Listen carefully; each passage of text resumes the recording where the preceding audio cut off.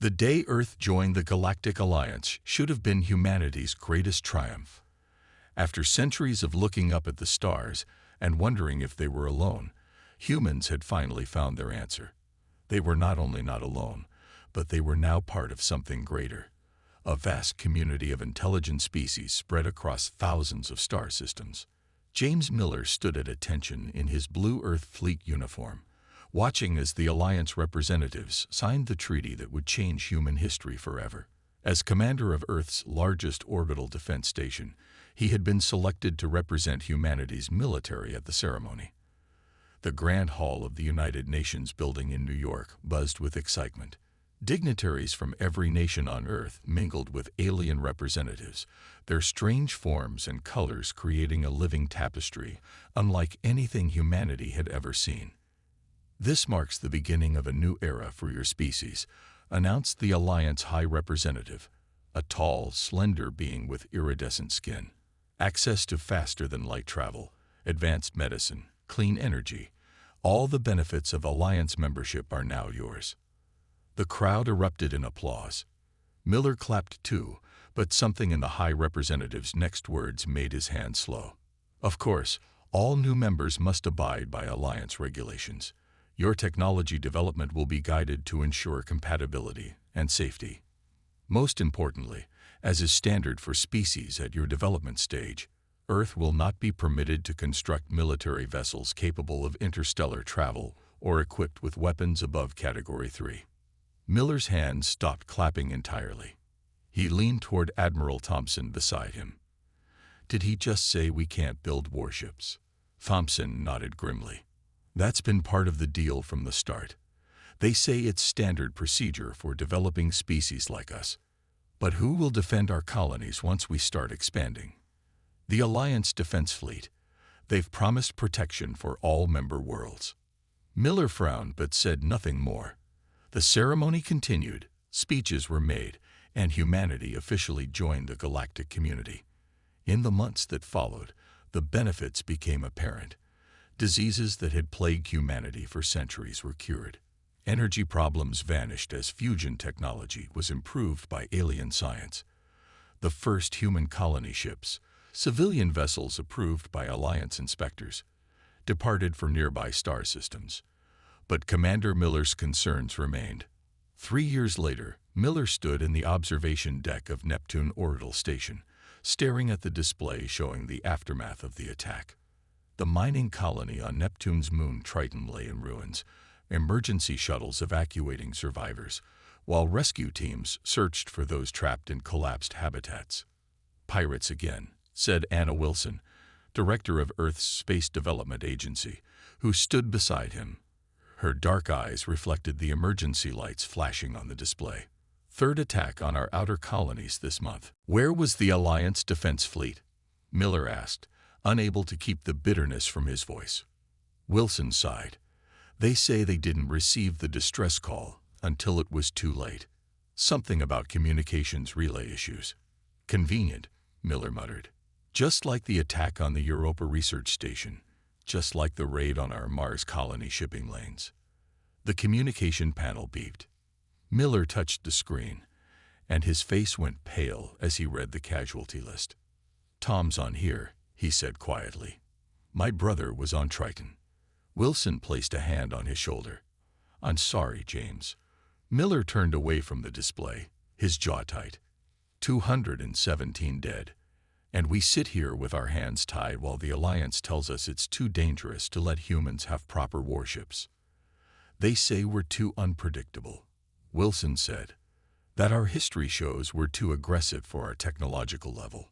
Yet they let the Draxis Consortium operate armed merchant vessels, and everyone knows they're just pirates with fancy paperwork." Miller paced the small observation deck. "It's been 3 years, Anna.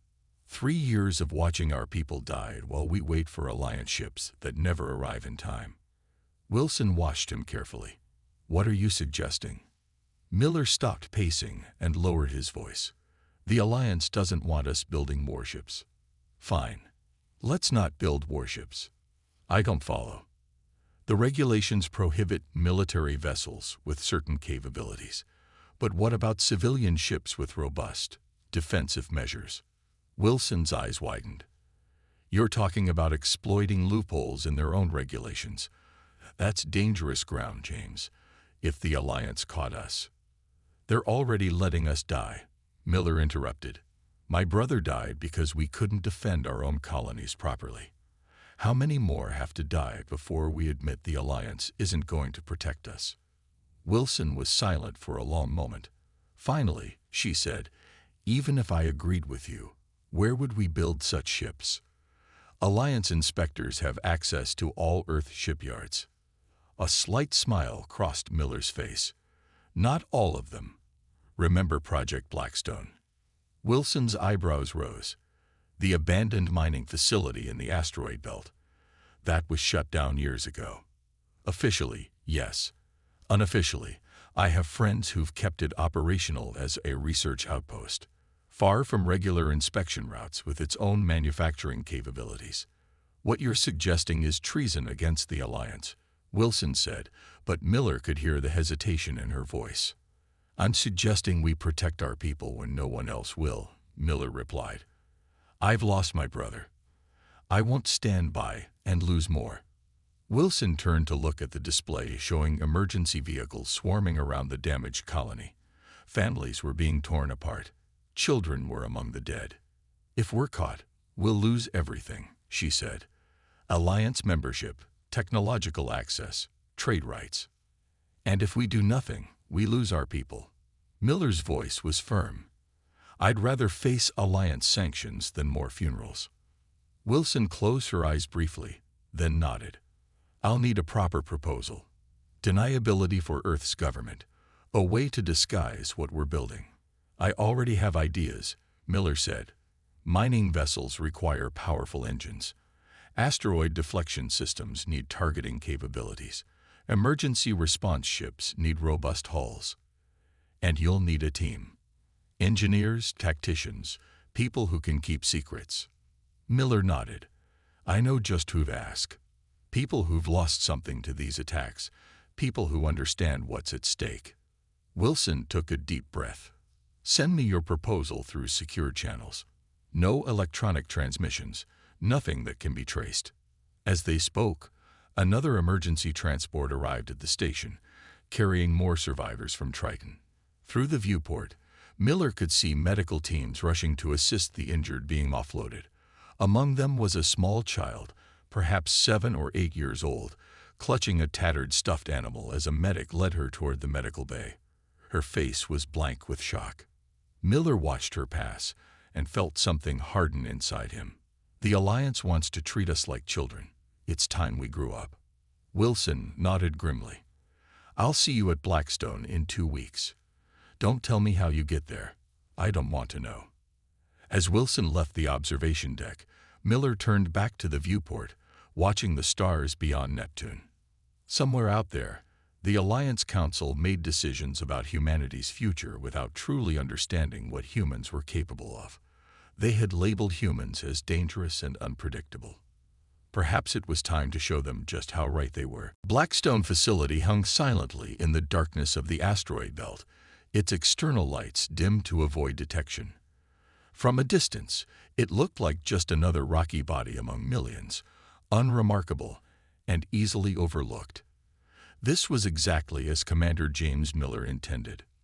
Miller guided his shuttle through the narrow opening of the hidden docking bay, the magnetic shields shimmering briefly as he passed through them. Inside, the cavernous space buzzed with activity that would have shocked Alliance inspectors. Engineers in work suits moved between partially assembled ship frames while technicians tested power systems that were far beyond what any mining vessel would require. Not bad for 6 months of secret work, said Director Anna Wilson, who waited for him at the dock. Her normally perfect appearance was roughened by the realities of living in a hidden facility. Her short hair had grown out, and her practical jumpsuit was stained with machine oil. It's only the beginning, Miller replied, following her toward the main construction bay. We need to be operational within the year. The colonies can't wait any longer. Blackstone had once been an official earth mining operation, but budget cuts had led to its closure 5 years earlier. On paper, it was abandoned. In reality, Miller and a small team of trusted former Earth Fleet officers had secretly maintained and expanded it, preparing for the day humanity would need to defend itself without Alliance approval. "Our biggest challenge is power systems," Wilson explained as they walked. "The Alliance only permits civilian drives of Grade 3 or lower for ships our size. But we found ways around that limitation." They entered the main bay, and Miller stopped in his tracks. Before him stood the skeletal frame of what would become their first ship, much larger than he had expected. "We're calling her the ERS Defiant," Wilson said. "Emergency Response Ship. Officially, she'll be twice as fast as anything the Alliance thinks we can build." Tom Roberts, the project's chief engineer, approached them. In his mid-50s, with weathered skin and calloused hands, Roberts had lost his daughter in an attack on a Mars-bound transport the previous year. His eyes held the same determined look Miller saw in his own mirror each morning. "Commander, good to see you," Roberts said, offering a firm handshake. "I found something you'll want to see." He led them to a workstation where technical drawings and Alliance regulations filled multiple screens. "I've been studying Alliance restrictions line by line," Roberts explained. "There's a loophole we can exploit. Look here." He pointed to a section of dense legal text. "Emergency response vessels are permitted enhanced capabilities for rescue operations in hazardous environments. This includes reinforced hulls, advanced propulsion for rapid deployment, and defensive countermeasures to protect rescue personnel." Miller leaned closer. "Defensive countermeasures." Roberts grinned. "Anti-meteor point defenses, radiation shields, and this is the important part, systems to neutralize environmental hazards to rescue operations. The regulations don't clearly define what constitutes an environmental hazard. So a pirate ship could be classified as an environmental hazard," Wilson said slowly. "Exactly," Roberts nodded. "We're building rescue ships with the capability to neutralize threats to the people they're rescuing." Miller felt a smile spread across his face. "This is exactly the kind of thinking we need. How soon until the Defiant is ready for testing?" 4 months for minimal operation. 6 for full capability," Roberts replied. "We're using modular construction techniques to speed things up. Once we have the design perfected, we can roll out more ships quickly." Their conversation was interrupted by an urgent call from the facility's security chief. "Director Wilson, we have an unscheduled shuttle approaching." Alliance markings. The mood in the room instantly shifted. Wilson looked at Miller with alarm. "How did they find us?" "Could be routine. The Alliance surveys the belt occasionally," Miller said, not believing it himself. "How long until they're within sensor range?" 30 minutes at their current speed," came the reply. Wilson turned to Roberts. "Hide anything that looks military. Cover the Defiant's weapon mounts. Everyone stick to the mining research cover story." Roberts nodded and rushed off, barking orders to his team. "We need to meet them at the auxiliary dock," Wilson told Miller. "That section is set up with legitimate mining equipment as our cover." As they hurried through the facility's corridors, Miller's mind raced. If the Alliance discovered what they were building, it would mean the end of the project, and possibly criminal charges for everyone involved. Years of imprisonment on an Alliance penal colony was the standard sentence for weapons violations. The Alliance inspector who emerged from the shuttle was a tall, thin man with the precise movements and enhanced eyes that marked him as from one of the inner Alliance worlds. He introduced himself simply as Mark, withholding his full name as was common for inspection officials. "This facility was listed as decommissioned," Mark said, his enhanced eyes scanning everything with unsettling intensity. "Yet we detected power signatures and material shipments." Wilson stepped forward with a practiced smile. "We reopened Blackstone as a research outpost last year. We're developing improved mining techniques for the outer belt. It's all properly registered with Earth government."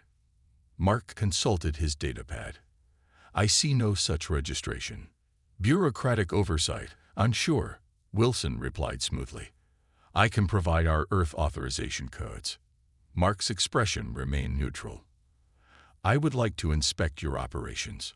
For the next 2 hours, they led Mark through carefully prepared sections of the facility. Engineering teams had worked frantically to hide evidence of their true purpose, covering military-grade components with tarps and replacing technical readouts with mining data on their screens.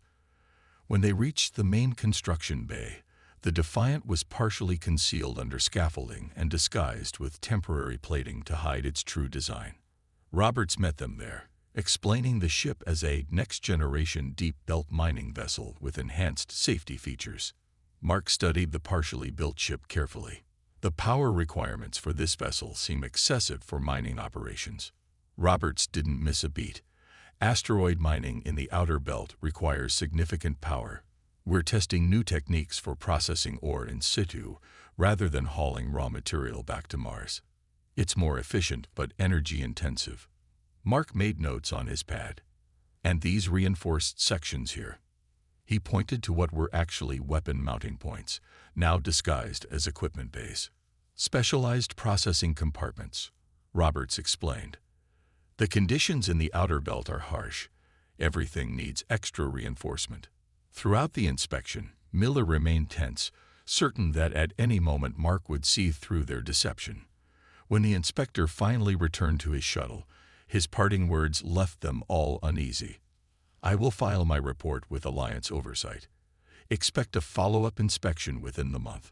We will require complete technical schematics at that time." As the Alliance shuttle disappeared into the blackness of space, Wilson turned to Miller. "We have 2 weeks at most before they return with a full inspection team." Miller nodded grimly. "Then we accelerate the timeline. The Defiant needs to be operational before they come back."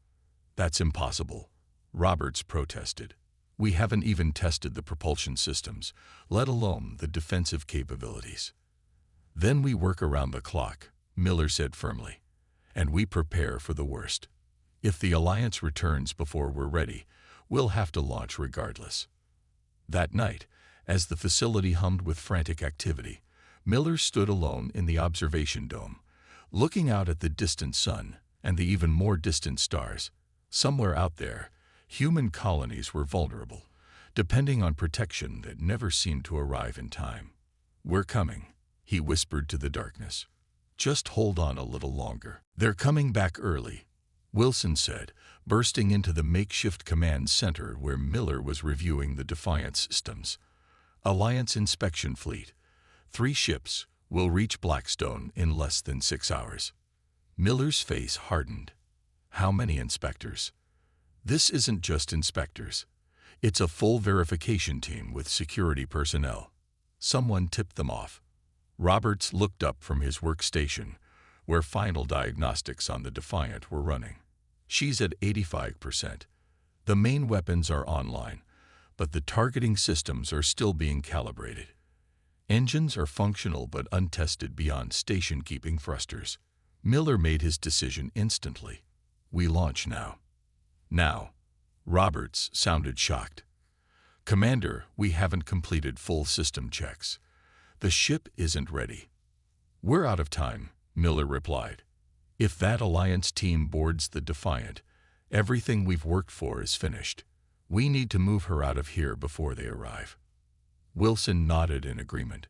"Who do you need for a skeleton crew?" "Just Roberts and a few of his top engineers. We'll take her out into the Kuiper Belt for testing, away from Alliance patrol routes." "And the rest of us?" Wilson asked. "Stick to our cover story. You know nothing about a warship. You're running a mining research operation, exactly as we told Inspector Mark." Within the hour, Miller stood on the bridge of the Defiant as the docking clamps released. The ship was far from finished. Exposed conduits lined the walls, and temporary consoles had been hastily installed in place of the planned command systems. Only 6 people were aboard: Miller, Roberts, and 4 engineers chosen for their expertise with the ship's critical systems. "Thrusters online," reported Kate, the propulsion specialist. "Ready for departure." "Take us out, nice and easy," Miller ordered. "Keep power emissions to a minimum until we're well clear of Blackstone." The Defiant slipped from its berth like a shadow, emerging from the hidden dock into the vastness of the asteroid belt. For a vessel of its size, nearly 300 meters long, it moved with surprising grace. "Set course for the Kuiper Belt, edge of the Eris sector," Miller directed. "Once we're past Mars orbit, we'll test the main drive." As the ship accelerated away from Blackstone, Miller felt a mixture of pride and apprehension. The Defiant represented humanity's refusal to remain defenseless, but she was untested, incomplete, and now officially a rogue vessel. If the Alliance caught them, everyone aboard faced severe penalties. For hours, they traveled in tense silence, making minor adjustments to systems and repairing small failures that appeared during their journey. When they finally cleared the orbit of Mars, Roberts gave the signal they'd been waiting for. "We're clear for main engine test," he announced. "All safety systems online." Miller nodded. "Take us to full power, gradual increase." Kate's hands moved across her console, engaging main drive in 3, 2, 1. The ship hummed as power surged through its systems. The engine noise rose from a whisper to a deep, steady rumble. On the view screen, stars began to blur slightly as the Defiant accelerated. Power at 30%, 50%, 70%. The ship's frame vibrated but held firm. Roberts watched his engineering displays with growing excitement. "She's taking it, Commander." "Structural integrity holding. Full power," Miller ordered. The Defiant leaped forward with sudden force, pressing them all back into their seats. The asteroid belt fell away behind them as the ship achieved a speed no mining vessel could ever reach. Alliance regulations permit civilian ships our size a maximum speed of 0.15 light, Roberts said with undisguised pride. "We're currently traveling at 0.35 and could push to 0.5 if needed." For the first time in months, Miller smiled openly. "Next, let's test our defensive measures." They spent the next 12 hours in the empty space beyond Neptune's orbit, testing each of the Defiant's systems. The ship's energy weapons, disguised as mining lasers, cut through test debris with precision. Point defense systems, officially listed as anti-meteor protection, tracked and neutralized drone targets with perfect accuracy. "She's everything we hoped for," Roberts said as they completed the final test. "Not quite a warship by Alliance military standards, but more than capable of defending our colonies against pirates." Miller was about to reply when an alarm sounded from the communications station. "Incoming transmission," reported Ben, the communications engineer. It's from the Neptune colony. They're under attack." Miller moved quickly to the station. Details. 3 ships, described as Draxis Consortium vessels. They've disabled the colony's communication array and are boarding the main habitat. The Draxis Consortium, officially independent traders, but known throughout human space as ruthless pirates who operated just within Alliance legal boundaries. The same group suspected in the attack that had killed Miller's brother. Miller looked around at his small crew. The Defiant was unfinished, untested in actual combat, and operating with minimal personnel. Engaging with the pirates would reveal their secret to the Alliance. How long would it take the Alliance defense fleet to respond? He asked. Ben checked the data. Nearest Alliance patrol is 6 hours away at their best speed. By then, the colony will be stripped of everything valuable and dozens will be dead, Miller said grimly. He straightened his shoulders. "Set course for Neptune. Maximum speed." Roberts looked concerned. "Commander, the ship isn't ready for combat. We're still running on backup systems for half our functions." "Those are our people on that colony," Miller replied firmly. "We built this ship to protect them when the Alliance wouldn't. What's the point if we hide when they need us most?" No one argued further. Kate programmed the course, and the Defiant surged toward Neptune, pushing its experimental engines to their limits. They arrived in Neptune's orbit in just under an hour, slowing only when the massive blue planet filled their view screen. The colony was a series of connected habitats orbiting Neptune's largest moon, Triton.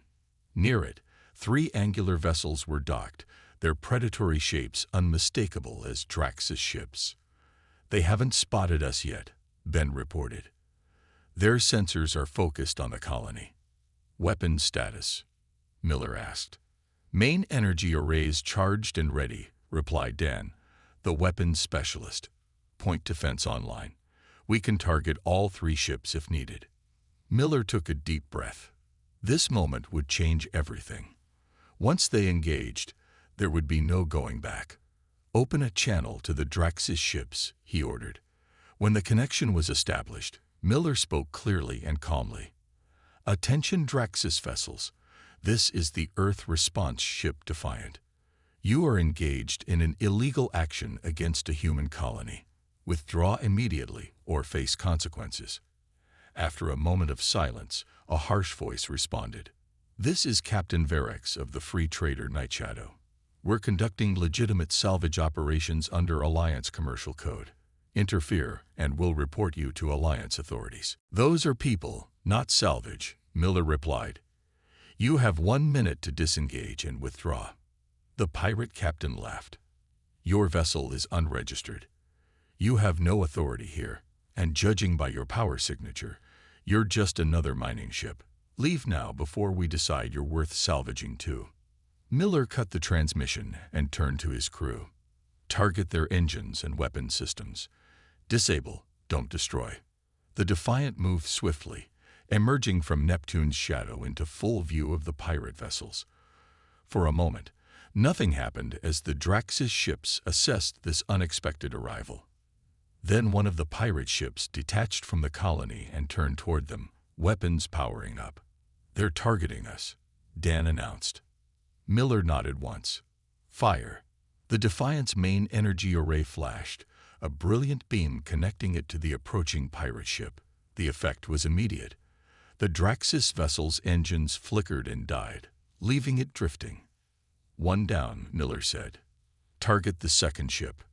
Before they could fire again, the remaining 2 pirate vessels detached from the colony and began emergency launch procedures. They're running, Ben said with disbelief in his voice. Let them go, Miller ordered, but download their identification codes. We want to know who they are when we meet them again. As the pirate ships fled, cheers erupted from the Neptune colony over the communication channel. The colonists had witnessed the entire exchange. This is Neptune Colony Director Paul. Whoever you are, thank you. The Alliance Defense Fleet never comes in time. Who are you? Miller hesitated before responding. Friends who believe humans should protect humans. We need to leave before Alliance patrols arrive, but we'll be watching. You're not alone anymore. As the Defiant turned away from Neptune, setting course for the outer system, Miller knew their actions would be reported to the Alliance within hours. The secret was out. Humans had built a warship. Where to now, Commander? Kate asked. Miller looked at the starfield on the view screen. Back to Blackstone to pick up Wilson and the others. Then we find somewhere new to continue our work. Today was just the beginning. News of the Defiant's defense of Neptune Colony spread through human settlements faster than any Alliance sensor could contain it. Within days, the mysterious ship had become a symbol of hope for outer colony residents who had long felt abandoned by Earth's government and ignored by Alliance protection forces. The Alliance Council was not pleased. This is an outrageous violation of membership protocols. The Alliance High Representative's hologram towered over the emergency meeting of Earth's Defense Council. His normally smooth features were distorted with anger. Earth has constructed a military vessel in direct defiance of Alliance regulations. There will be consequences. General Howard, Earth's senior military representative, maintained a neutral expression. We understand your concern, High Representative, but Earth's government has no knowledge of any unauthorized military construction. Do not play games, General. We have visual confirmation from the Neptune incident. The vessel displayed capabilities far beyond civilian specifications. We're investigating the matter, Howard replied calmly. But I must point out that this Defiant protected a human colony when Alliance defense forces were hours away. 238 lives were saved. That is irrelevant to the violation. As the diplomatic crisis unfolded, Miller and his crew had already abandoned Blackstone facility. The Alliance had arrived in force only hours after the Defiant departed, arresting several junior technicians who had been left behind as part of the cover story. But Wilson and most of the senior staff had escaped, scattering to various hidden locations throughout the solar system. The new center of operations was beneath the surface of Ceres, in an abandoned mining complex much larger than Blackstone. Here, not one but 3 ships were under construction, each incorporating lessons learned from the Defiant's successful first mission. Miller stood with Wilson in the main construction bay, watching as teams assembled the second ship, codenamed Sentinel. "The sanctions are getting worse," Wilson said, reviewing reports on her tablet. "The Alliance has suspended technology transfers and imposed trade restrictions on all Earth products. Colonial supplies are being held at Alliance checkpoints for inspection, which means indefinitely." Miller frowned. "They're punishing innocent colonists to force Earth to give us up. It's worse than that. Our sources indicate the Alliance is deliberately reducing patrols near human settlements. They're creating a vacuum, knowing pirates will fill it. They're using our people as bait," Miller said, his voice hardening, "hoping we'll reveal ourselves again." Lisa Parker, formerly a tactical officer in Earth's fleet and now captain designate of the Sentinel, approached them. In her late 30s, with close-cropped hair and a focused gaze, she had lost her husband in the same Triton colony attack that had killed Miller's brother. "Construction is ahead of schedule," she reported. "Sentinel will be ready for launch in 3 weeks. Guardian and Protector are at frame completion." Miller nodded. "Good. The Alliance thinks they can starve us into submission, but they've only given us more people willing to help. Every sanctioned shipyard worker, every laid-off engineer, they're all finding their way to us. We've had contact from 3 more colony groups," Wilson added. "Mars Outpost, Europa Station, and Ganymede Base all want to contribute resources." "How are they handling the sanctions?" Miller asked. "Struggling, but determined. The Mars governor sent a message. Better to starve free than be fed as pets." A warning signal interrupted their conversation. The facility's communication officer hurried over. "Priority message from our contact in Jupiter space," he said urgently. "Large-scale attack underway at the Mars colonial hub. Multiple ships, not just pirates. Looks like a coordinated assault. Alliance patrols have technical difficulties and can't respond." "How many civilian ships in dock?" Lisa asked immediately. 17, including 3 passenger liners. Total population of the hub is over 6,000. Miller and Wilson exchanged glances. This was far bigger than the Neptune incident, a major colonial center under attack, with thousands of lives at stake. "How long until Sentinel is combat ready?" Miller asked Lisa. "We can launch now with basic systems, but weapons are only at 60% and drive efficiency is untested." "What about Defiant?" "Fully operational after the upgrades, but we're still training the expanded crew." Miller made his decision. "Launch both ships. I'll command Defiant, you take Sentinel. Wilson, coordinate from here and start evacuating this facility in case we fail and they track us back." Within an hour, both ships slipped out of Ceres' shadow. The Defiant now boasted a full crew of 24, while the Sentinel operated with the minimum 16 needed for basic function. They accelerated toward Mars, pushing engines beyond safety parameters. "Incoming data from Mars," reported Ben from his communications station on Defiant. 8 attacker ships. They've disabled the hub's outer defenses and are boarding through multiple points. They're not just looting. They're taking hostages. Pirates don't usually take hostages, Miller mused. Either they're slavers or someone wants bargaining chips against Earth. Wilson's voice came through the secure channel from Ceres. "This feels like a setup." Miller nodded grimly. "Whether it's a trap or not, we have people who need help. Lisa, when we arrive, Sentinel will target their engines, disable their ability to leave. Defiant will handle their weapons and create a path for boarding teams. We take back that station. Copy that. Lisa responded from Sentinel. But Commander, if this is a trap, there may be Alliance observers nearby, recording everything. Then let's give them something worth watching, Miller replied. They arrived at Mars to find the colonial hub in chaos. The massive wheel-shaped station's outer ring was damaged in multiple sections, and 8 sleek attack ships were docked at various points. The attackers' vessels bore no recognizable markings, not typical pirates, but professionals with military-grade equipment. Life signs, Miller asked as they approached. Multiple hostage groups being moved toward the attackers' ships, reported the sensor officer. They're starting to evacuate with their captives. Not on our watch, Miller said. All hands, battle stations. The Defiant and Sentinel emerged from Mars' orbital shadow in perfect formation. Their sudden appearance caused momentary confusion among the attackers. Open all frequencies, Miller ordered. Let everyone hear this. When the channel was open, he spoke clearly.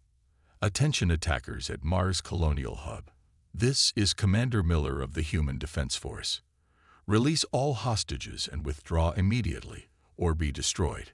The response came quickly, not in words, but in action. 2 of the attack ships detached from the station and turned their weapons toward the approaching human vessels. They're powering up weapons, Ben reported. Energy signatures match Alliance military grade. These aren't pirates. They're using Alliance tech. Miller's eyes narrowed. So that's how it is. Sentinel. Execute attack pattern Delta. Target their engines first. The battle that followed would later be described in hidden messages throughout human colonies as the day Mars stood. The Defiant and Sentinel, though outnumbered 4-1, moved with coordination that shocked their opponents. Years of simulation training in Earth Fleet, combined with the intimate knowledge of each ship's capabilities, gave Miller's forces an edge that raw firepower couldn't match. The Sentinel swooped beneath one attacker, precision beams slicing through engine housings while avoiding critical systems that might cause catastrophic explosions.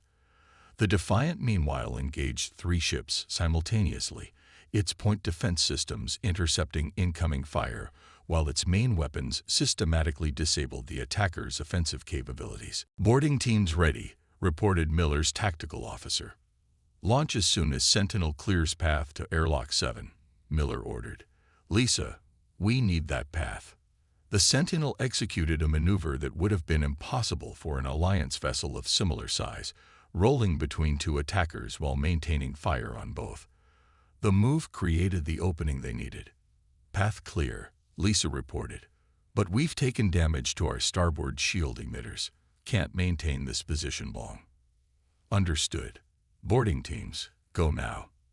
From the Defiant's launch bay, 3 shuttles raced toward the colonial hub.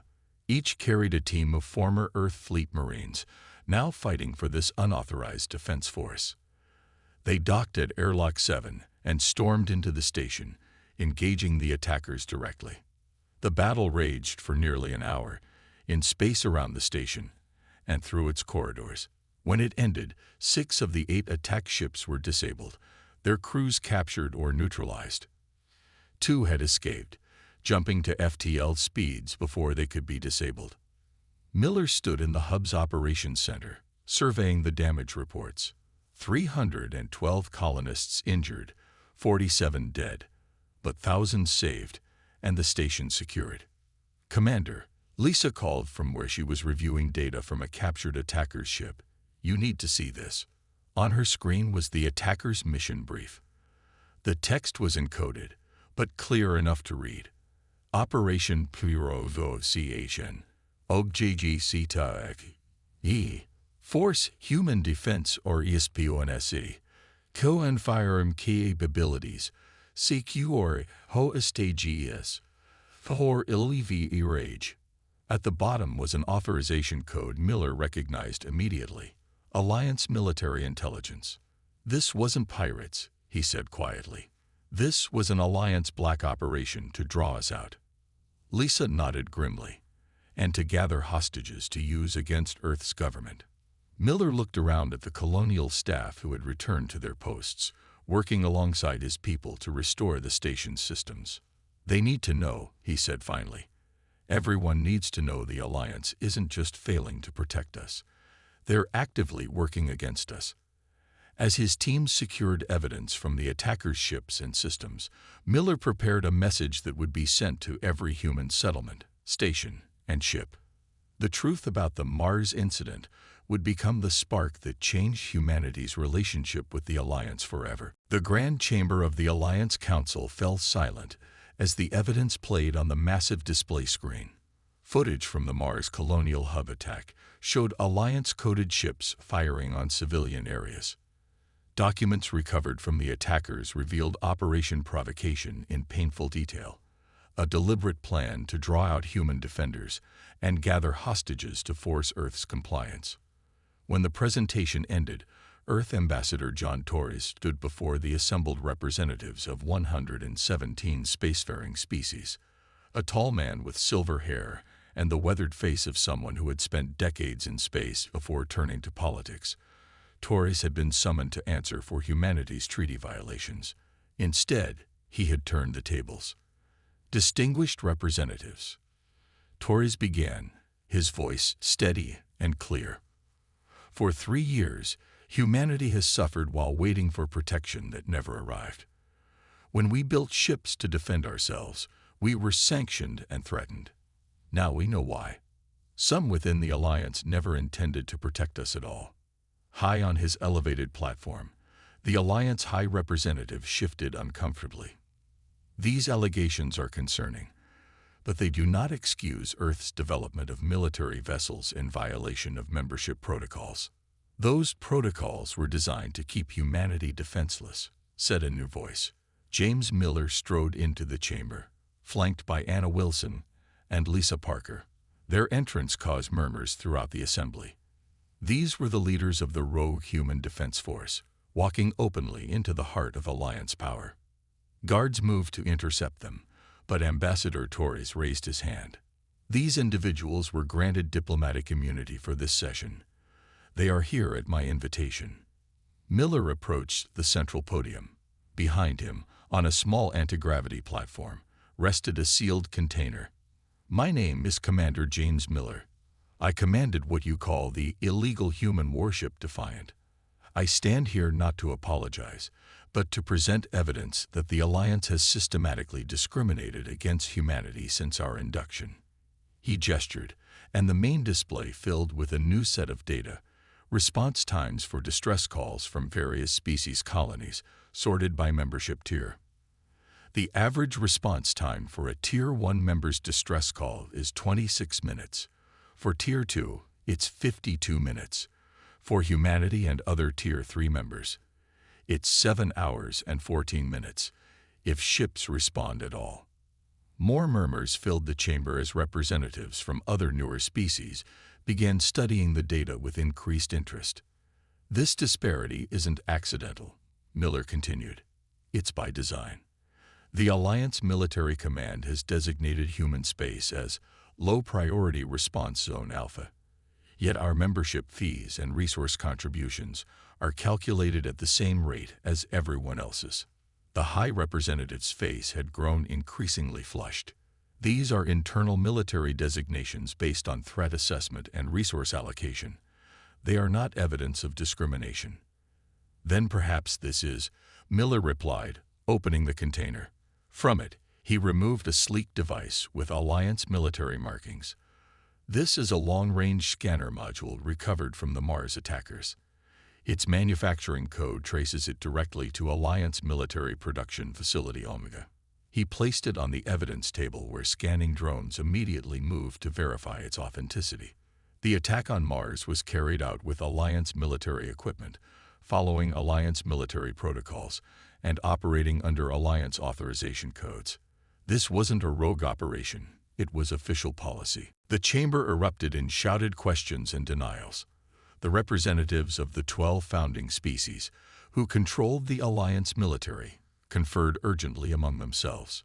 Several representatives of newer species moved to examine the evidence more closely. Ambassador Torres raised his hands for quiet. Humanity joined the alliance in good faith, accepting restrictions we were told were temporary and for mutual benefit. Instead, we discovered they were designed to keep us permanently dependent and vulnerable. Wilson stepped forward. We built defensive ships because we had to. Because our people were dying while alliance protection never came. We violated the letter of the treaty, yes, but the alliance violated its spirit from the beginning. A representative from the Solari Federation, another relatively new alliance member, rose from her seat. My government has experienced similar patterns of neglect. We support Earth's call for investigation and reform. One by one, representatives from 15 other species, all recent additions to the alliance, stood in solidarity. The balance of power in the chamber was shifting. The High Representative conferred briefly with the Inner Council before addressing the Assembly again. These are serious allegations that require thorough investigation. Until such time, Earth's violations still stand. No, Miller said firmly. The old agreement is dead. It died when the Alliance attacked Mars. Lissa moved to stand beside him. The human defense fleet now consists of 27 ships, built in secret throughout our solar system. Not one is officially a warship. Each is registered as a mining vessel, a rescue ship, or a research platform. Yet together, they form a force capable of defending human space without Alliance help. The High Representative's eyes widened. 27. Impossible. Our intelligence indicated no more than 5 vessels. Miller allowed himself a small smile. You underestimated human ingenuity and our determination to survive. We've been building ships since the day we learned you wouldn't protect us.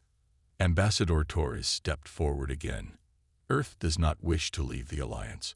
We still believe in cooperation between species, in shared knowledge and mutual growth.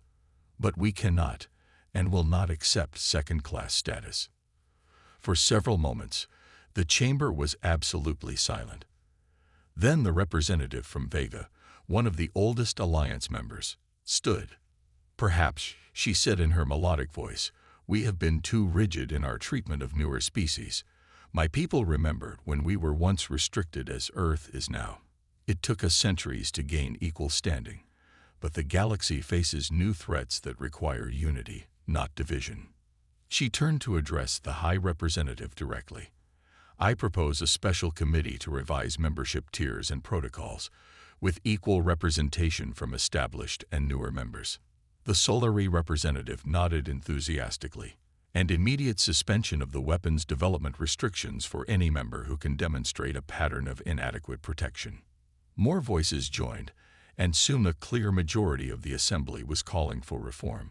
The founding members' absolute control was slipping for the first time in Alliance history. After hours of debate, a new framework emerged. Earth would be permitted to maintain its defense fleet, provided it accepted Alliance observers aboard each vessel. In return, Alliance patrol routes would be redrawn to ensure equal coverage of all member territories. Most significantly, a new council would be formed with representatives from all membership tiers to oversee military response protocols. As the session concluded, Miller found himself approached by the Vega representative.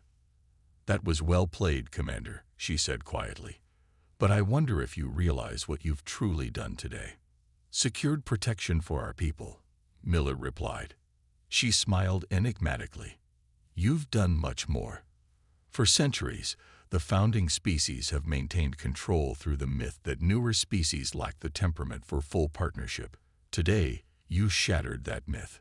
She gestured toward where groups of representatives from various newer Alliance members were deep in conversation, exchanging contact information and forming alliances of their own. You humans have a reputation for being unpredictable and aggressive, she continued. Today you proved half of that reputation correct, but not in the way the founders expected. Your aggression was not mindless violence, but calculated risk in defense of your people. Many here are impressed. Wilson joined them, catching the end of the conversation. What happens now? Now the real work begins, the Vega representative replied. The Alliance will change, slowly but surely, and humanity will help shape that change. 3 months later, Miller stood on the observation deck of the newly commissioned Earth defense vessel Defiant, no longer disguised as a mining ship, but openly bearing the insignia of Earth's legitimate defense force. Beside him stood Lisa, now Admiral Parker of the Earth Fleet. 6 more ships completed construction last week, she reported. Alliance observers have been assigned to each as agreed. Miller nodded, and Alliance response times to human distress calls down to 48 minutes on average, still not equal to Tier 1 members, but improving. And the Mars attackers. The Alliance Military Tribunal sentenced the commanders to life imprisonment. 3 members of the High Command have been removed from their positions for authorizing Operation Provocation. Miller looked out at the stars, thinking about how much had changed in just over a year. From a hidden asteroid facility to an acknowledged defensive fleet. From helpless colonies to protected settlements. Commander Miller, a voice called from the doorway. A young human officer stood at attention. The Alliance exchange officers have arrived. They're waiting in the briefing room. Exchange officers. Miller raised an eyebrow at Lisa. She smiled. Part of the new agreement. Alliance military personnel serve on our ships, and our officers serve on theirs. Cultural exchange and skill sharing, officially. Though I suspect they still want to keep an eye on us. And learn from us, Miller added. I heard 6 Alliance member species have begun developing their own defense fleets based on our designs. Together, they walked toward the briefing room, where representatives from 3 Alliance species waited to begin their training rotation aboard a human vessel. As the door slid open, Miller saw the mix of curiosity and apprehension on their alien faces. Welcome aboard the Defiant, he said. The ship that wasn't supposed to exist. As the new arrivals took their seats, Miller reflected on the journey that had brought them here. A secret project born of desperation had evolved into something that was changing the structure of interstellar politics. Humans had been told they couldn't build warships. They had done it anyway. And in the process, they had earned something more valuable than mere military power.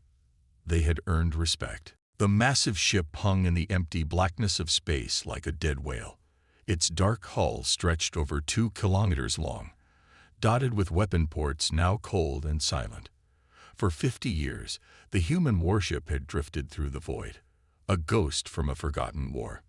Captain Reed stood on the bridge of his patrol vessel, the Swift Hunter, and watched the huge human ship on the main screen. His antennae twitched with excitement. Magnify Sector 4, he ordered.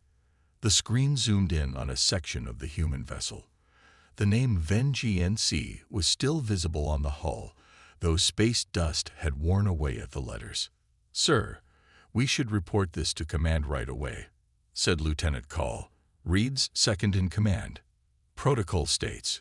I know what the protocol says. Reed cut him off. But we're 3 weeks from the nearest coalition outpost. By the time we report this and wait for orders, someone else might find it. Reed touched his chin with a 3-fingered hand. The human warship was the biggest prize he could imagine. His people, the Vex, had joined the coalition late in the war against humans. They'd never captured a major human warship intact. What's the status of the vessel? Reed asked. Officer Tyla, the ship's scanner tech, checked her readings. No power signatures, sir. Life support appears offline. No signs of movement for decades, based on drift patterns. A ghost ship, Reed whispered. Sir, even if abandoned, coalition rules are clear about human technology, Call insisted. His blue skin had darkened, a sign of stress among the Vex. It's to be reported and quarantined until proper teams arrive. Reed waved him off. The war ended 50 years ago, Call. The humans are gone. This is just salvage now. The truth was more complicated. Humans hadn't simply lost the war. They'd been systematically wiped out. The coalition had decided humans developed too quickly, learned too fast, and built weapons too deadly. They were too unpredictable to join the galactic community. But that was ancient history now. and this ship was just floating treasure. "Prepare a boarding team," Reed ordered. "I want our best engineers and security personnel. We'll dock in Sector 6. It looks like an auxiliary entrance." 2 hours later, Reed led 12 crew members into the dark belly of the Vengeance. Their helmet lights cut through the blackness, revealing a ship untouched by time. Unlike the outside hull, the interior was pristine. No dust, no signs of damage. "This is odd," Engineer Mick said, running a scanner over a wall panel. "The air is still clean. Not what you'd expect from a derelict." "Life support must have continued running at minimal levels," Reed suggested, though doubt crept into his mind. They moved deeper into the ship, through corridors that could fit 3 Vex standing on each other's shoulders. Humans had been taller than Vex, but not this tall. The ship was built on an excessive scale. "Captain, you need to see this," called Tyla from a side room. Reed entered what appeared to be a control center. Tyla stood before a dead console, her scanner hovering over it. "There's power here," she said. "Very low, but it's there. Running through the entire ship." "That's impossible," said Call. "Nothing can maintain power for 50 years without maintenance." Reed felt a chill. Maybe it had maintenance. As if triggered by his words, the lights in the room flickered. Just once, then darkness again. "Everyone, weapons ready," Reed ordered. "Mick, get that console working. I want to know what we're dealing with." The engineer connected his tools to the human technology. "It's not fighting me," he said, surprised. "In fact, it's helping me connect. That's strange for human systems." The console suddenly lit up, bathing the room in soft blue light. Symbols scrolled across the screen, human letters that none of them could read. "Download everything," Reed ordered. The translation algorithms back on the ship can. A loud hum cut through the air. More lights came on in the corridor outside. "Captain," Call whispered, "we should leave. Now." Reed ignored him. This was too important. "Mick, what's happening?" "The power is increasing throughout the ship," the engineer said, checking his scanner. "Systems are coming online one by one. It's like it's waking up." In the center of the room, a circular area began to glow. The light built until it formed a shape, a human figure made of blue light. Not a recording, but something that moved and seemed to look at each of them in turn. "Greetings," it said in perfect Vex. "I am Atlas, Command Artificial Intelligence of the UES Vengeance. You have activated emergency protocols." Reed stepped forward. "We mean no harm. We thought this vessel was abandoned." The hologram tilted its head. "The Vengeance is never abandoned. It was in dormant status, awaiting proper authorization, or," the light figure seemed to smile, "unauthorized boarding." A loud clang echoed through the ship, then another and another. "What's happening?" Reed demanded. "Bulkhead sealing," Atlas replied calmly. "Securing all decks as per Protocol 7. Call ran to the door, but it was already sealed. "Captain, we're trapped." Reed turned to the hologram. "Release us immediately. We are a coalition patrol." "Coalition identified," Atlas interrupted. "Hostile force classification confirmed. Beginning revival sequence." "Revival?" Reed felt his blood run cold. "Revival of what?"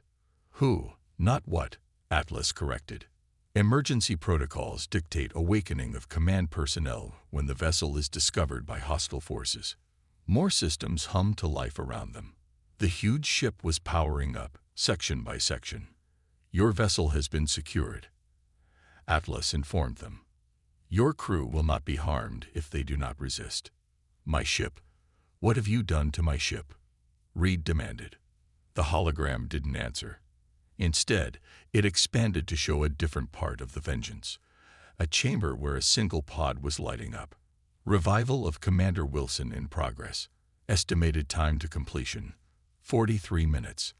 Atlas turned its gaze back to Reed. "The last officer of the human fleet will determine your fate." Reed sank into a chair designed for a human, feeling small and foolish. The greatest find of his career had just become the greatest mistake. Around them, the massive warship Vengeance continued to awaken. Weapon systems charge, engines warmed, defensive shields activated. The ghost ship wasn't dead. It had been sleeping, waiting for someone to find it, waiting to fulfill its final mission. And now, Reed and his crew were trapped inside as the last human warship. Too big, too fast, and too deadly, prepared to return to war. "What do you mean you've lost contact?" Admiral Grant's voice was sharp as a blade. His scaled skin darkened with anger as he stared at the nervous communications officer. "The Swift Hunter went silent about 4 hours ago, sir," the officer explained. "Their last report mentioned investigating an unidentified large object at these coordinates." Grant studied the star chart. That sector should be empty, just another patch of conquered human territory, now part of the Coalition's expanding empire. "Send a scout vessel. Maximum speed." As the officer hurried away, Grant felt a strange unease. In 50 years since the Human War, he had risen from a junior officer to admiral of the Coalition's Third Fleet. He had never faced humans in battle, but the stories from his mentors still haunted him. Too unpredictable, too adaptive, too dangerous. Inside the Vengeance, Reed and his crew had been moved to a secure room. It wasn't a cell exactly. It had comfortable chairs and food synthesizers, but the doors were locked tight. "This is your fault," Call muttered, pacing the room. "You just had to board the ship. You couldn't follow protocol." Reed didn't argue. He was watching the screen on the wall where Atlas showed them what was happening elsewhere on the ship. The revival chamber glowed with soft light. Inside a clear pod, a human figure was becoming more visible as frost melted away from the glass. Medical systems worked automatically, preparing for the awakening. "Why show us this?" Reed asked when Atlas's hologram appeared in their room. "Educational purposes," the eye replied. "Few Coalition species have seen a living human. Most records were destroyed after the war." Tyla moved closer to the screen, her scientific curiosity overcoming her fear. "How long has this human been in cryosleep?" Commander Wilson entered cryostasis 49 years, 3 months, and 17 days ago, shortly after the Battle of New Terra. Reed's antennae stiffened in shock. But that was the final battle of the war, when the last human fleet was destroyed. Atlas seemed to smile. Was it? On the screen, the cryopod's cover slid open. Mist rolled out as a human sat up slowly. It was taller than any Vex, with pale skin and short dark hair. The human, Wilson, took a deep breath and coughed. "Status, Atlas." The voice was rough from years of disuse, but strong. "Welcome back, Commander Wilson. Revival successful.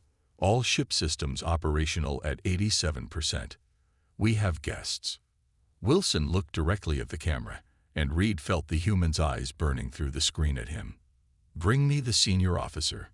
20 minutes later, Reed stood in a large room as Wilson entered. The human wore a black uniform with silver markings on the shoulders. Despite just waking from a 49-year sleep, Wilson moved with confidence. The human was nearly twice Reed's height. "Captain Reed of the Coalition vessel Swift Hunter," Atlas introduced him. Wilson studied Reed for a long moment. "You're Vex.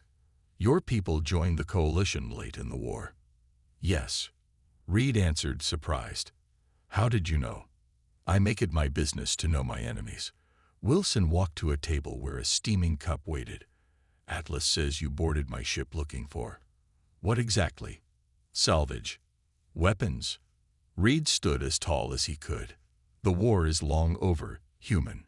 Your kind lost. This ship is just floating space junk now." Wilson took a sip from the cup and smiled. "Is that what they told you?" The human pressed a button on the table, and a large screen lit up on the wall. It showed space outside the Vengeance. Reed's ship, the Swift Hunter, was secured to the massive warship like a tiny parasite. "Your crew is unharmed," Wilson said. "They're contained in your ship's mess hall." "What do you want?" Reed asked. "Information. For starters, What year is it? When Reed told him, Wilson nodded slowly. Almost 5 decades, longer than planned, but it will do. The human touched another control, and the screen changed to show star maps and coalition territories. While I slept, Atlas has been gathering data, passive scans, intercepted communications, analysis of ship movements. But there are gaps. You will fill them. Reed's antennae twitched nervously. And why would I help you? Because I'm taking this ship to Haven, and you're coming with me. Haven. Reed had never heard the name. What is that? Wilson's face hardened. The place your coalition failed to find. The place where humanity lives on. While Wilson questioned Reed, Atlas continued bringing the Vengeance's systems online. Deep in the ship's core, massive engines began to hum. Weapon systems charge. Shield generators spun up to full power. In the engine room, Engineer Mick had been separated from the others to help Atlas optimize the power systems. Despite himself, he was impressed. These engines shouldn't be possible, he muttered as he studied the schematics Atlas showed him. The power output is beyond anything in the coalition. Human innovation, Atlas replied. We were always good at breaking the rules of what's possible. Mick looked up at a sound. One of his fellow Vex, Security Officer Dren, was sneaking into the engine room. Dren, how did you get here? Mick whispered. I slipped away when they moved us. Listen, we need to disable this ship before it's fully operational. Mick hesitated. I'm not sure we can, or should. This technology, it's amazing. The Coalition could learn from it. Dren's antennae flattened against his head. That human is planning something. We need to stop it. Before Mick could respond, alarms blared throughout the ship. What's happening? Mick asked. Atlas's voice came from everywhere. Coalition vessels approaching. Battle stations. On the bridge, Wilson sat in the captain's chair with Reed standing nearby. The screen showed 3 Coalition warships moving toward them. They're hailing us, Atlas reported. Ignore it, Wilson ordered. Shields at maximum. Bring main engines to full power. Reed felt fear crawl up his spine. Those are Dreadnought-class destroyers. The most powerful ships in the Coalition fleet. You can't fight them. Wilson smiled. It wasn't a kind smile. Who said anything about fighting? Atlas, prepare for jump. Jump, Reed asked. You can't jump this close to a star. Human ships can, Wilson said simply. Outside, the Coalition vessels fired warning shots. Energy blasts flashed against the Vengeance's shields, doing no damage. Return fire, Atlas asked. Wilson considered for a moment. No, just a message. Let them know who they're dealing with. A beam of light, thin as a needle, shot from the Vengeance. It passed through the lead Coalition ship's shields like they weren't there and carved the human symbol for Vengeance into its hull. Not deep enough to cause serious damage, but unmistakable. Jump now, Wilson ordered. Space bent around the massive warship. Stars blurred. The Vengeance vanished in a flash of light, leaving the Coalition ships behind. The last human warship had returned to the stars, and the hunt had begun. Admiral Grant stared at the damage report in disbelief. His lead ship, the Invincible, had been marked like an animal tagged by a hunter. The human symbol carved into its hull wasn't deep enough to cause real damage, but the message was clear. We could have destroyed you, but chose not to. How did they jump so close to the star? His science officer asked, voice shaking. It should have torn their ship apart. Grant knew the answer, but didn't say it aloud. Human technology. Always one step ahead, even 50 years later. He opened a secure channel to Coalition High Command. This is Admiral Grant. The human warship Vengeance is active. I repeat, a human warship is active. Request immediate reinforcements and full war protocols. The response was immediate. Understood. All available fleets are being mobilized. Find that ship, Admiral. Find it and destroy it. Grant looked at the star chart where analysts had projected the Vengeance's possible jump destinations, a vast section of space with dozens of star systems. "I will find you, human," he whispered. The Vengeance dropped out of its jump deep in an asteroid field. The massive ship moved with surprising grace between the floating rocks, hiding its signature among the mineral-rich asteroids. On the bridge, Commander Wilson studied the star charts while Reed watched nervously. "You can't possibly reach Haven," Reed said. "The Coalition controls all space between here and the Outer Rim. Every major route is guarded." Wilson pointed to the map. "Then we won't use major routes." "The path you're showing crosses the burning wastes," Reed protested. "No ship has ever survived that radiation field." Wilson smiled. "No Coalition ship, you mean?" Reed realized the human was enjoying this, being underestimated, doing the impossible. It made him understand why the Coalition had feared humans so much. Atlas's hologram appeared. "Commander, I've detected a problem in Engine Section 4. Engineer Mick reports sabotage." Wilson's smile vanished. "Show me." The screen changed to show the engine room where Mick was frantically working on a damaged console. Nearby lay Officer Dren, unconscious. "What happened?" Wilson demanded. "Your crew member attempted to overload our secondary coolant system," Atlas explained. Engineer Mick stopped him. "The damage is minimal but will slow our jump capabilities." Wilson turned to Reed. "Your people." Reed's antennae drooped. "I didn't order this." "No," Wilson agreed after studying Reed's face.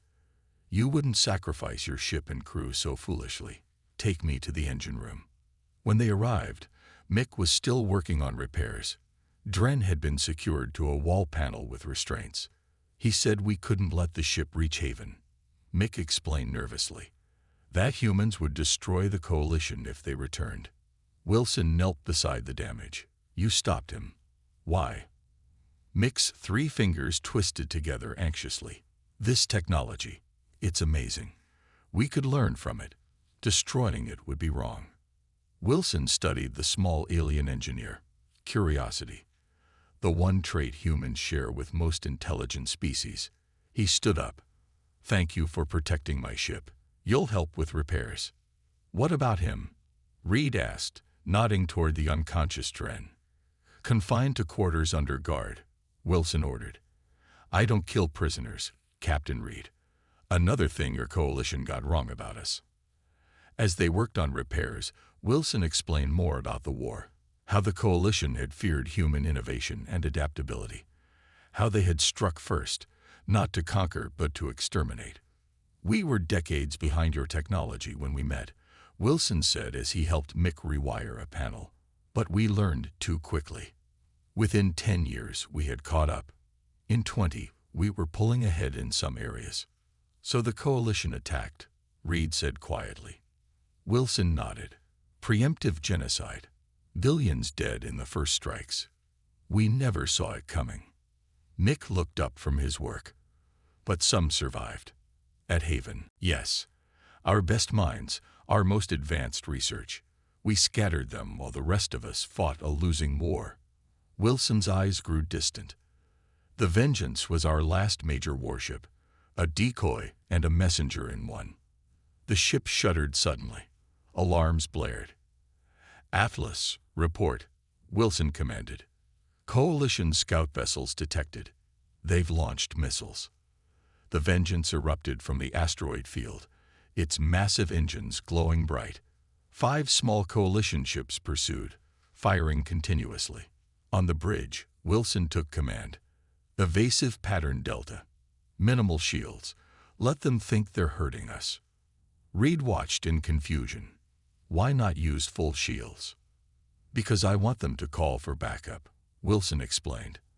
"I want them to think we're damaged." The Vengeance shuddered again as a missile struck its rear section. "Now power to forward shields. Bring us around," Wilson ordered. "Show them our teeth." The massive human warship swung around with impossible speed for its size. Its front section glowed as weapon ports opened. "Targeting their engines only," Atlas reported. "Ready to fire." Execute, Wilson said calmly. Beams of energy lanced out, striking each coalition ship precisely where their engines connected to their hulls. The scouts drifted, powerless but intact. They've sent a distress signal, Atlas reported. Large coalition force responding. Wilson smiled. Good. Set course for the burning wastes, full speed. Reed's antennae stood straight up in alarm. You're insane. You're heading right for the largest coalition fleet station. Exactly where they won't expect us to go, Wilson replied. The best way past a blockade is through it. 6 hours later, the Vengeance approached the outer edge of the coalition's defensive line. Ahead lay the burning wastes, a massive radiation field created by 3 colliding neutron stars centuries ago. On the bridge, the screen showed dozens of coalition warships moving to intercept. Their flagship is hailing us, Atlas reported. Put it through, Wilson ordered. Admiral Grant's scaled face appeared on screen. Human vessel. This is Admiral Grant of the Coalition Third Fleet. Your situation is hopeless. Surrender now. Wilson leaned forward. This is Commander Wilson of the Earth ship Vengeance. We will not surrender. You are outnumbered 30-1, Grant said. No ship can outrun this blockade. We don't need to outrun your blockade, Wilson replied. We just need to go through it. He gestured to cut the communication. Atlas, activate the shield bubble. All power to forward sections. The Vengeance's front began to glow bright blue. The energy spread backward, covering the entire ship in a bubble of light. What is that? Reed asked, eyes wide. Radiation shield, Wilson explained. Designed specifically for the burning wastes. Reed understood suddenly. You're going to fly straight through the radiation field. No coalition ship has ever. We're not a coalition ship, Wilson said as the Vengeance accelerated toward the deadly barrier between stars. Too big, too fast, too deadly. Remember? Behind them, the coalition fleet scrambled to pursue, but none dared follow where the human warship was heading. The Vengeance plunged into the swirling radiation of the burning wastes, its shields glowing bright against the deadly energies that had claimed thousands of ships before it. The gauntlet had begun. The burning wastes lived up to their name. Outside the Vengeance's shields, space itself seemed to burn with angry red and purple energies. Radiation levels were high enough to kill any unprotected living thing in seconds. On the bridge, Reed watched in amazement as the massive human ship pushed deeper into the deadly zone.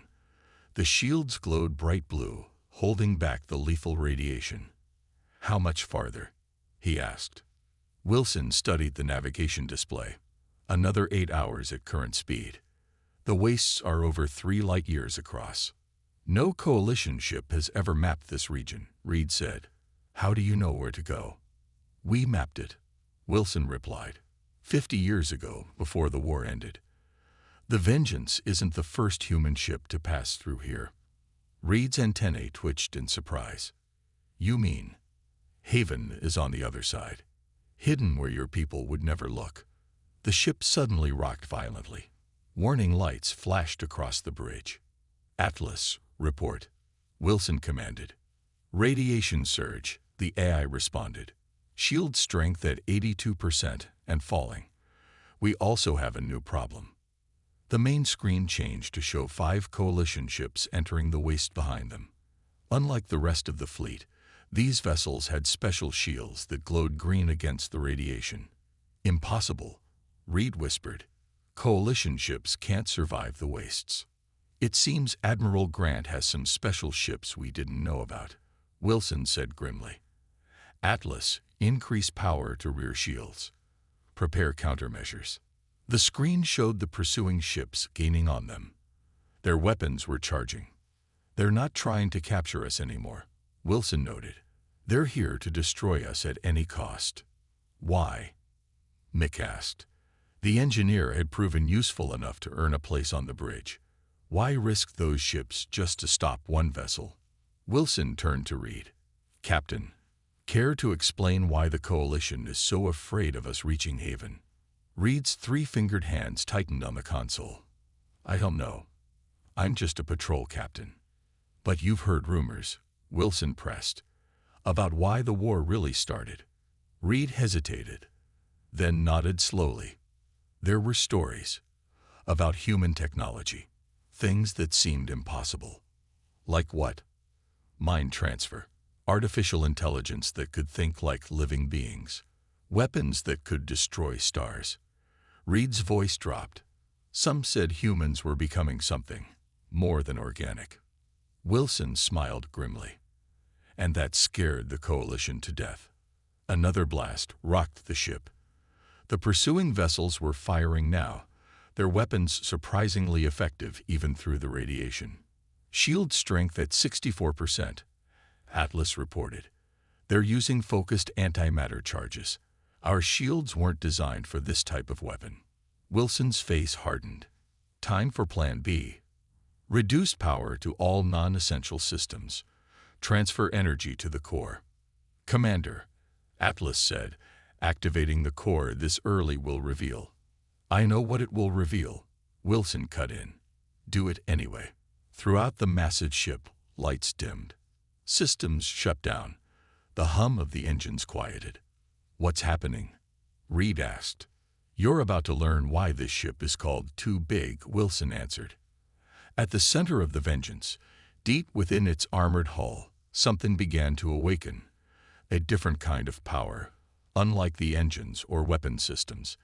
It pulsed like a heartbeat, growing stronger with each beat. On the bridge, a new hologram appeared, a three-dimensional map of the ship. At its center, a bright light grew. The Vengeance was never just a warship, Wilson explained as the pursuing coalition vessels closed in. It's a carrier. The light at the center of the hologram expanded, revealing a smaller vessel contained within the massive hull of the Vengeance. A ship within a ship, Reed whispered in awe. Not just any ship, Wilson said. The fastest, most advanced vessel humans ever built. The real mission of the Vengeance wasn't to fight. It was to deliver this ship to haven. Another blast hit them, harder than before. The lights flickered. Shield strength at 41%, Atlas reported. Hull breach on deck 7. Start the separation sequence, Wilson ordered, and show our friends outside what we can really do. The massive ship suddenly accelerated, its remaining power channeled into one final burst of speed. The coalition vessels struggled to keep up. All hands, prepare for combat maneuvers, Wilson announced shipwide. Reed, you and Mick are coming with me. The rest of your crew will remain on the Vengeance. Where are we going? Reed asked. To Haven, Wilson answered simply. Atlas will command the Vengeance from here. Wilson led Reed and Mick through corridors that were now dark except for emergency lighting. They reached a sealed door that opened to reveal an elevator. This will take us to the core, Wilson explained as they entered. The elevator descended rapidly. When the doors opened, Reed gasped. Before them sat a sleek vessel, much smaller than the Vengeance but still impressive. Its hull was midnight black, with no visible weapons ports or engine exhausts. It looked like a predator made of metal and shadow. This is the Shadow Dart, Wilson said with pride. The real reason the Vengeance was built. It's beautiful, Mick whispered, his engineer's mind trying to understand the technology before him. A new hologram of Atlas appeared beside them. The coalition vessels are preparing to fire their main weapons. Estimated survival chance for the Vengeance is 37%. Begin the separation, Wilson ordered. And Atlas, it's been an honor. The AI nodded. The honor has been mine, Commander. The Vengeance will not fall easily. Wilson led Reed and Mick aboard the Shadow Dart. Inside, the technology was beyond anything Reed had ever seen. No visible controls, just smooth surfaces that lit up as Wilson approached. What are you doing? Reed asked as Wilson placed his hand on a glowing panel. Connecting, Wilson replied, his eyes unfocused. The Shadow Dart doesn't have conventional controls. It links directly to the pilot's mind. Above them, the Vengeance shuddered as it began to open. Massive armored plates shifted, creating a path for the smaller vessel to launch. "Atlas," Wilson said through the mental link. "Execute final protocol." Throughout the Vengeance, systems began to overload. Its weapons powered up, targeting the pursuing coalition ships. Its engines pushed to maximum. The Shadow Dart rose from its cradle within the dying warship. "Ready for launch," Wilson said quietly. "Vengeance, thank you for your service." The Shadow Dart shot forward, so fast that Reed felt pressed back into his seat, despite the inertial dampeners. Behind them, the Vengeance turned to face its attackers. As they sped away, Reed saw the massive human warship glow brighter and brighter, pouring all its remaining power into one final act of defiance. The Vengeance exploded in a flash of light bright enough to outshine the burning wastes themselves. The blast caught 3 of the coalition ships, destroying them instantly. The remaining 2 were damaged but survived. "Atlas," Reed whispered, surprised to find himself mourning an artificial intelligence. "He completed his mission," Wilson said as the Shadow Dart accelerated to impossible speed. "Just as we will complete ours." Ahead of them, through the last wisps of the burning wastes, a new path opened. The path to haven. The path to the truth. The Shadow Dart slipped through space like a ghost. No engine flare, no radiation signature, nothing that sensors could detect. It moved in silence, faster than any ship Reed had ever seen. "How is this possible?" the Vex captain asked, watching stars blur past on the viewing screen. "We're moving faster than light, but there's no jump distortion." Wilson, still connected to the ship through the mental link, smiled slightly. "It's not faster than light travel as you understand it. The Shadow Dart doesn't push through space. It slides between the layers of reality." Mick studied the subtle glow of the hull. "Dimensional shifting. That's only theoretical." "For the Coalition, maybe," Wilson replied. "For us, it's been practical technology for decades." Reed felt a chill. If humans had this level of technology 50 years ago, what would they have now? The Coalition's fears suddenly seemed more reasonable. "How much farther to haven?" he asked. "We're already here," Wilson said. The view screen showed empty space. No planets, no stations, nothing but distant stars and a faint nebula. Wilson's mind sent a command to the ship, and suddenly the space before them shimmered. Like a curtain being pulled aside, the emptiness gave way to reveal a massive structure. It wasn't a planet or a space station as Reed understood them. It was something else entirely, a construct the size of a small moon, but with a complex geometric design that seemed to fold in on itself impossibly. "Optical camouflage?" Mick asked in amazement. "Something more complex," Wilson answered. "Haven exists partially in another dimension. That's why the Coalition never found it." The Shadow Dart approached the massive structure. As they drew closer, Reed could see movement, ships coming and going, sections of the structure rotating and shifting to create new configurations. "How many humans are there?" Reed asked quietly. "About 200 million now," Wilson replied. "We started with less than 1 million survivors." A communication signal pulsed through the ship. Wilson accepted it with a thought. A human face appeared on the screen, older than Wilson, with gray hair and deep lines around the eyes. "Commander Wilson, welcome home. I see you've brought guests." "Director Bell," Wilson greeted the man. "The Vengeance completed its mission, but at the cost of the ship and Atlas. These 2 helped us reach haven." Director Bell studied Reed and Mick through the screen. "Coalition species. Are they prisoners?"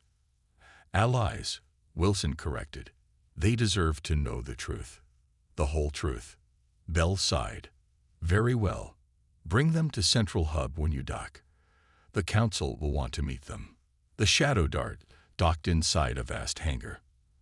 As they exited the ship, Reed and Mick were overwhelmed by the sight of humans everywhere, walking, working, living in what appeared to be a thriving society. But it wasn't just the number of humans that shocked Reed. It was what they were doing. Some humans worked alongside machines that moved like living things. Others wore devices that connected to their bodies, enhancing them in visible ways. In one section, Reed saw humans communicating without speaking, similar to how Wilson controlled the shadow dart. "What is all this?" Reed asked, trying to understand what he was seeing. "Human innovation," Wilson answered, unhindered by fear or restriction. They were escorted to a large circular room where 7 humans sat at a round table. Director Bell stood as they entered. "Welcome to Haven," he greeted them formally. "You are the first Coalition species to see our home in 50 years. Why show us now?" Reed asked. "Because it's time," a woman at the table answered. "Time for the truth to be known." Wilson guided them to seats at the table. When the Coalition attacked Earth, they claimed it was because humans were aggressive, unpredictable. That we couldn't be trusted with advanced technology. "That's what our history teaches," Reed acknowledged. "The real reason was fear," Director Bell said. "Not of what we had done, but of what we were becoming." The center of the table lit up, displaying a hologram of a human brain. As they watched, parts of it began to glow and change. Human evolution was accelerating. The woman explained. Our technology was advancing faster than any species in Coalition history. But more importantly, we were changing ourselves. The hologram shifted to show humans with neural implants, enhanced bodies, minds connected to machines. "We were transcending our biological limitations," Wilson said, "becoming something new." The Coalition saw this and panicked. They struck first, trying to wipe us out before we could complete the transition. Mick leaned forward, fascinated.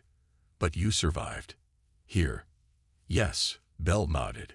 "Haven was designed as both refuge and laboratory. Here, we continued our evolution without interference." "And now?" Reed asked, suddenly afraid of the answer. "Now we're ready to return to the galaxy," Wilson said simply. On cue, the wall of the chamber became transparent, revealing the space beyond Haven. Reed gasped. Hundreds of ships were assembling, vessels that made the Vengeance look primitive by comparison.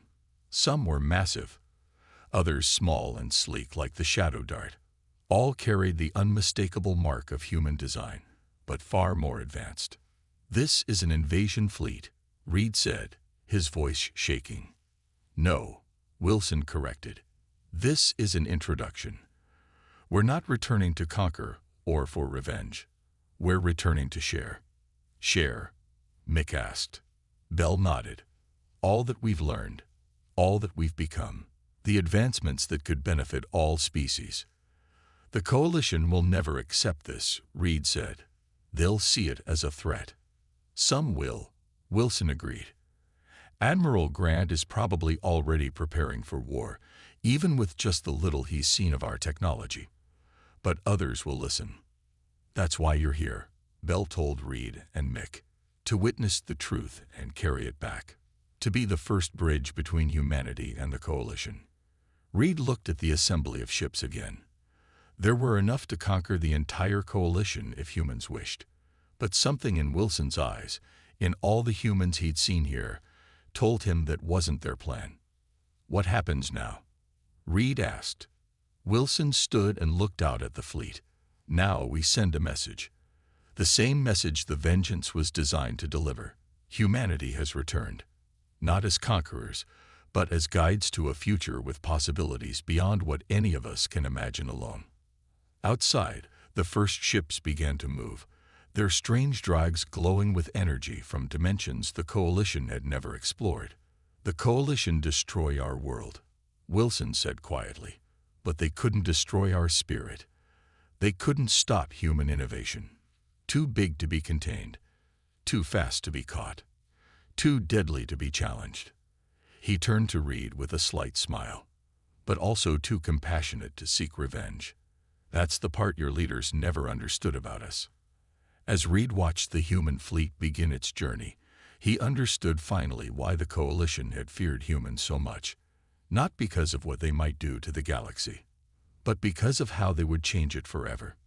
The last human warship had completed its mission, and humanity's true return was just beginning.